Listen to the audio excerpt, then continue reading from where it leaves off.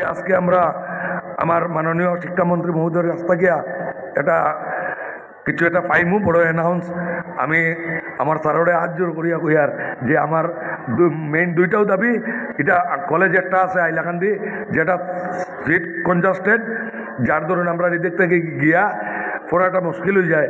এর লাগে আমরা এটাই যদি কলেজে করা হয় আর একটা নতুন হাই স্কুল যদি দেওয়া হয়ে যায় তো আমরা এই সাইডের এডুকেশনের মোটামুটি প্রবলেম সলভ হয়ে যাব। আমার মালিক সাহেব